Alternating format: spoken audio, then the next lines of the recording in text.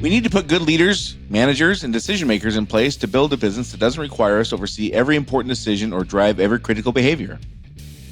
But how do we teach people we put into leadership roles to do well at the things that we ask of them? In this episode, I'll share a simple 3-step process that is a fundamental part of how I teach leaders to do leadership. Running a service business can be hard.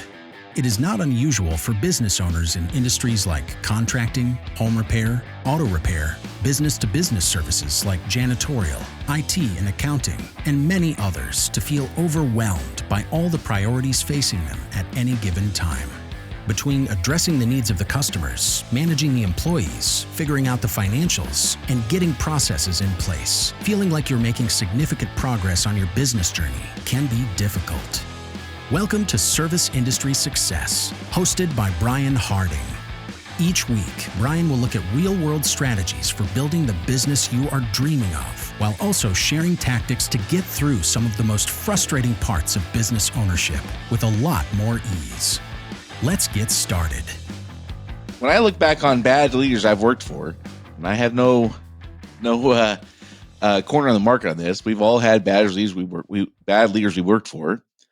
I would say a significant part of what made them bad is having higher expectations for actions and behaviors of their team than they had of themselves. They were bad because they judged others on outcomes, but demanded that subordinates only be allowed to judge them on their intent. One of the worst people I ever worked for was pretty common, had this kind of saying, and he was cruel. I think he kind of was a little sadistic. I mean, he was really not a good, what I would consider not a good person.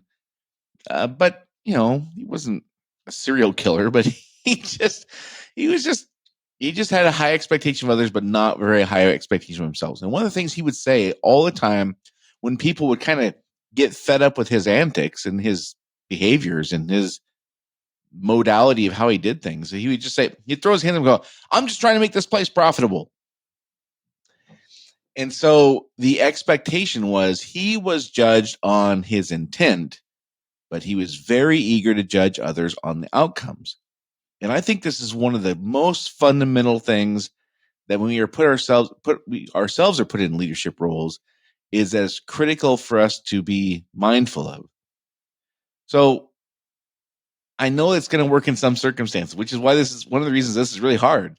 For a short period of time in many circumstances, and short period of time could be, from 2009 to 2012. Like you could have been that guy. You could have been that guy I'm talking about. Like I know, because he was that guy for that period of time. And that kind of high expectation of others, low expectation of ourselves when unemployment's 12%, like you can do that. But it doesn't work in an environment like we've just experienced for the last few years, for sure. Like you can't, people who had that, like that guy would really struggle to just retain employees because they don't have to put up with that right now when unemployment's 4%.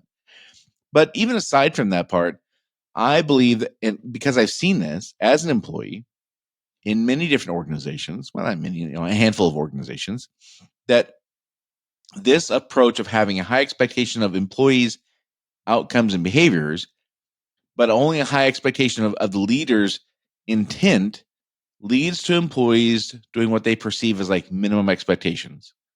Like, this is what I have to do to not get chewed out today. This is what I have to do to not get in trouble. And like, there's this weird dance that happens where they're reluctant to make decisions because the consequences of making a bad decision are like bad. And so they end up doing the minimum they have to, which is not my goal. My goal is for employees to want to do the right thing, even if the right thing means that they put more effort in and make that decision because it's the right thing at the moment. I want them to want to do more than I would even ask of them. That is my goal, is for them to want to do the right thing, not be forced to do the minimum thing. And these are very different strategies. So to achieve this, I need to recognize that getting them to do the right thing because they want to requires more effort on my part up front. There's very specific things I have to do up front. This is what the whole point of this episode. But once I know these things, man, my life gets easier. That's the payoff, is because, again, this is what I want. I'm a selfish person, just like everyone else. I want my life to be easy. I want to be able to do other things while they're doing the things I need them to do. And sometimes those other things are doing things to build a company bigger. Sometimes those things are like, I want to have time off to spend with my family. But I'm no less selfish than everyone else. I just believe this is the shortest point between the two, or shortest distance between the 2 points of where I am and where I want to be, which is where I am is I don't have people who can make the decisions I would like, and where I want to go is I want them to. And I think this is the shortest distance. Now, for many people, they would disagree with that. But again, my outcome I want is for people to want to do the right thing, not have to be or not be forced to do the minimum thing. And what happens, I think, is we in leadership roles, we go, yeah, but it's different for me, different my team. I'm special. My company's special. My employees aren't like. We have all these reasons, and I I just see where I don't believe that. There's enough evidence where I just don't believe that to be the case. I don't think there's exceptions to this. If you expect employees to perform well based on outcomes, but we expect to be judged only in intent, I've not seen that work yet. So that's kind of a thing I go back to. And I have to recognize when I put leaders and managers in place, there's certain things that I will do, and we will all do naturally, and there's certain things that I'll have to work to. And again, there's a balance that has to happen here, and the part where I get to hold them accountable and I get to have expectations for performance and those kinds of things, I don't have to work very hard on that. The part where I have to kind of understand what makes them go and why they would want to do certain things, I do have to work hard on those things. I don't have to work hard on having a high expectation of others. I don't have to try to think about doing stuff just because that's their job. I don't have to put effort into being eager to hold people accountable. And these elements are important. So while they're important, though, they're just going to happen whether I want them to or not. I'm just like, we are all, in my opinion, likely to just kind of default to being ready to hold people accountable. Now, our modality and our ability to do that might change, but the part where we want to be able to hold people accountable to do the thing, like I don't think we have to work very hard on that. And I think this is true of most leaders. Therefore, I don't need to teach that part to new supervisors and new managers or people I hire who have lots of experience. And I just want to teach them, like, here's how we go about leadership here. I don't have to teach them the part of holding people accountable in most cases, or wanting to hold them accountable in most cases. I don't teach the part about having a belief that people should do things because it's their job. I think we have that part covered. What I need to teach is the yang for the end of this equation. For everything I want done, there's an obligation from the employee and an obligation from me and leadership. I don't have to work hard at the parts of identifying and demanding the obligation from the employee, as most of us don't. I do, as my leadership team will also need to put intentional, objective, measurable effort into the part where I fulfill my obligation, or the leader fulfills their obligation, or the company fulfills its obligation. I inherently, without any effort or preparation, know why I want things done. We could all rattle these things off. Well, they get a paycheck. This required by law paycheck is the reason they should do things. I'm the boss and I said so. Like, that phrase is less and less said out loud, but the intent has not gone away in 100 years or 2,000 years, probably. I'm the boss and I say so is kind of a default position that many of us have. And I don't have to work hard to do that. I wake up every morning with that.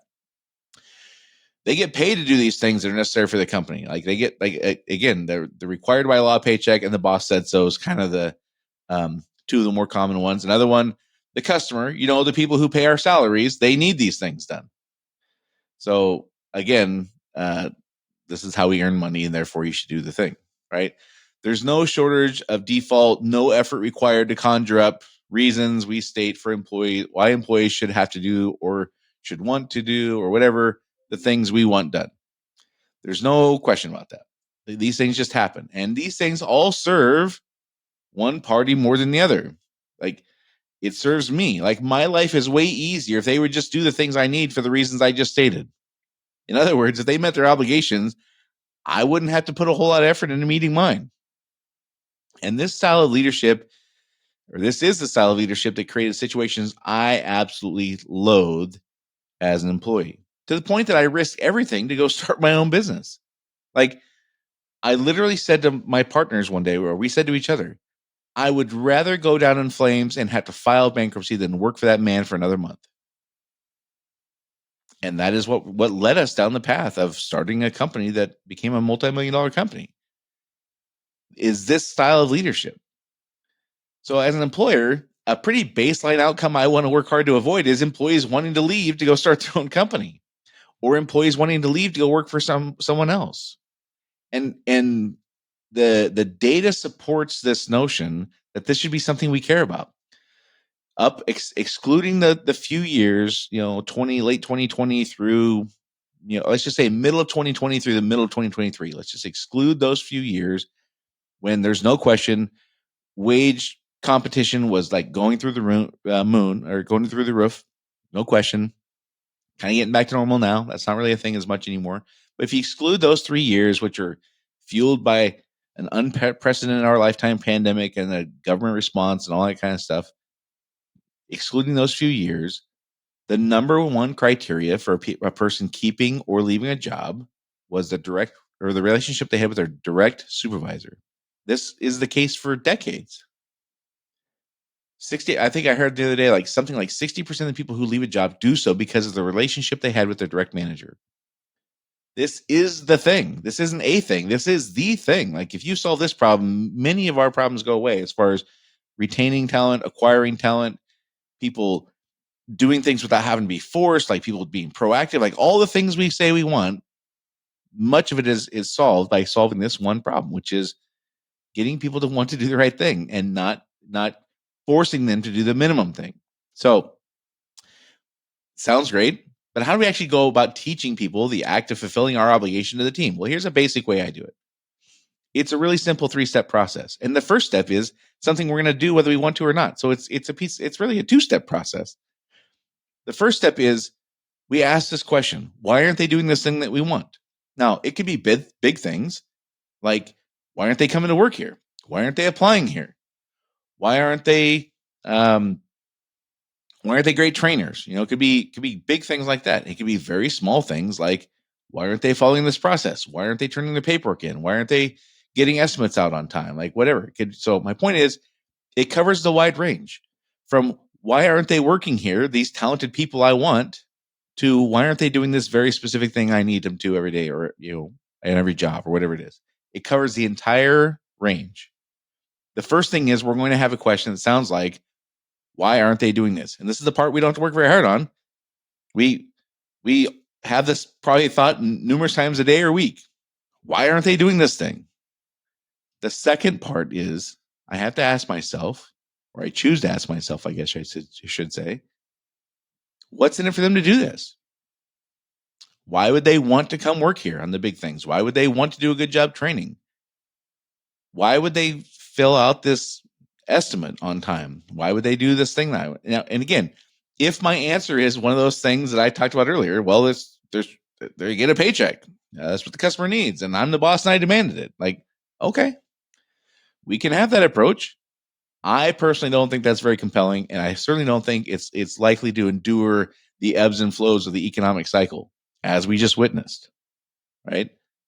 And the more I can have a leadership team that is able to figure this out and figure out what makes people go, and identify how the individuals get what they want by doing the things that we need, the more they can do that, the better leaders they are, because there's balance. It's not just, well, I put my fist down and I say they're supposed to. Well, who wants to work for a person like that? And we all say none of us would want to be employees in that situation. But when I'm the boss, it's different. They should do it then because I'm the boss. So the second step is asking ourselves, like, literally, I don't mean this figuratively. I don't mean generally, like, well, they should want to they should want to do a good job. I don't mean general stuff like that. I certainly don't mean to use the word should. I'm not asking why they should want to do this. And I'm not asking in a general sense, like because they want to be good employees. Like that doesn't, neither of those two things help me. Specifically, what is really in it for this person to do this? Not what should be in it for them, and not in a general sense. What specifically really is in it for this person to do this? Whatever this task is. Well, again, big things like coming to work here, and little things like getting the estimate out on time, or making the phone calls without me having to ask them to, or whatever it is. If I don't have an answer for that, then that's where my problem is. And then the third step is, once I know this thing, How do I verbally connect the dots on how they get what they want with doing what we need? So, example I've used before off the top of my head on this podcast, there was a guy who was he was great technically, a little rough around the edges in how he talked to people, desperately wanted to be a manager. Why do you want to be a manager? He really wanted to own like 20 acres in Montana and have like a cabin. And he thought the way what he wanted was to improve his career to make more money to buy the cabin. Okay. Well, once I figured that out, like this is what really was driving him he was to have this thing that he really was like a life aspiration for him. And he said he wanted to be the manager. I asked him, like, well, what do you think you need to get better at? Well, probably need to get better at how I talk to people. What do you know? Yeah, I agree. I didn't have to tell him that. He knew that. And I knew the reason he wanted to get better was to become a manager. The reason he wanted to become a manager is to make the money to go buy the cabin. Great. Now I understand what's in it for him to do these things. So this isn't like some woo-woo science. Like, it's not like I made this stuff up. These ideas have been around for 2,000 years. And I promise if I can do this, anyone can do this. Sometimes people just want status. Sometimes they want the admiration of their peers. Oftentimes we say, well, of course they want the money. Well, yes and no. They want what the money buys. The money often, there's no Scrooge McDuck who just gets off on having a mattress full of money to go lay in. That's not really how it works. Generally, there's a thing they want to buy with the money. Like in my example, the guy wanted to buy the cabin. People want to put their kids in college. People want to buy the Ferrari, like whatever it is. It's the thing that they want to buy. And the reason they want to buy the Ferrari might be because they want prestige. They want people to look at them. Okay, that's the thing I need to pay attention to. And then I connect the dots on, like, you want the Ferrari, this is the way to get it. Doing this thing that we all need needs to be happen. So I verbally connect the dots on how they get what they want by doing what we need. Yes, there needs to be accountability. Yeah, listen, I'm not afraid of holding people accountable at all. But we default to that, and that doesn't need a whole lot of training. Like I can wake up in the middle of the night out of a sound sleep and be ready to hold people accountable. That's not something we need to put a lot of effort into in most cases. Right now, in this moment in time, we need to work harder than ever to find motivating factors. It's just the way it is. We just need to figure out what makes them go and speak to that. It's at least 50% of the equation, in my opinion. Is like, again, there's the part where they should do this stuff and I got to hold them accountable. And I got to be clear what the expectations are. Like there's all that. And where they have an obligation, they are getting a paycheck and the customer does need it. And I am the boss. Like all these things are true, but I have to work hard at that stuff. And nobody I'm going to put in a leadership role is going to have to work hard at that stuff. They're naturally going to come by that. The part they're not going to naturally come by is I also have to understand what makes these people go, because I want them to want to do the right thing, not have to do the right thing, which is a critical distinction in the outcomes I'm looking for. And I have to do my part first. This is part of the action. When I talk about like having a situation where I hold people accountable for actions and outcomes, but I'm held accountable only by my intent. This is where I overcome that. I do my part first. I do my part to make sure that I understand what makes these people go. That's my job as a leader is to instill the inspiration and expectation, all that stuff for them to want to do their thing. This is my thing. This is the outcome I'm supposed to do. This is the actions I'm supposed to take. I do my part first, then I get to hold them accountable, not the other way around. And this is critical to teach leadership people this, because again, if we don't teach it, they're going to default to holding the people accountable first, and they're going to be kind of tyrants, and nobody's going to like them. And the number one reason people leave jobs is because they don't like their boss. So this is something I have to teach and hold people accountable to. But again, I got to demonstrate it first, right? So again, in my opinion, it's at least 50% of the equation. Like, what's in it for them to do this? Yes, there's the things I've talked about, the paycheck, I'm the boss, the customer, there's all that stuff. I got it. But I need to do my part first. And my leadership team needs to do their part first. And I need to teach them the steps to do this, which is this is it. Why aren't they doing the thing? What's in it for them to do it? How do I connect the dots verbally that what they want is achieved by doing this thing, which I've yet to find an exception to this. I've yet to find one single exception to where something wouldn't work here. And I'm talking like, now decades, plural, of doing it this way. And I get that this isn't how it would have worked in the Great Depression. And I get that this isn't how it had to work in 2009 and 2010. This is definitely how it works now on big things and little things. And again, for me, I think even as we go through times like 2009, 2010, that guy who was a crummy boss would not have lasted in 2012. So even though we'll have little periods of time where we can get away with this stuff, Long term, I don't think it's sustainable. And I certainly can't build a company where I have a team of leaders who all approach it this way. Like, what a horrible place would that be to work? And why would anyone want to come work there? The answer is they wouldn't. Right. So again, big things, little things. I've yet to find an exception when this wouldn't work. And when managers come to me and they're frustrated with employees, this is often my very first question. And most of the time, I find out when the managers are really frustrated, they don't have an answer for this, which means to me that they're not being leaders, they're being bosses. And this is a critical way how I make that distinction. So I hope this is helpful. Again, it's a very simple 3-step process. I've used this now for over 10 years for sure. And it's a great way to teach people in a very objective, intentional, measurable, I can see if they're doing it or not way, how to not be tyrants and how to develop good relationships with people and how to build a team who wants to do the right thing proactively without me having to force them. And it's worked really, really well. And I hope it works well for you. As always, if you think this is helpful, please share this podcast with a friend or colleague. This is specifically something that many people are saying they want help with, which is how do I teach people how to be managers and leaders? This is how I do it. This is a very simple beginning step-by-step process of how I do it.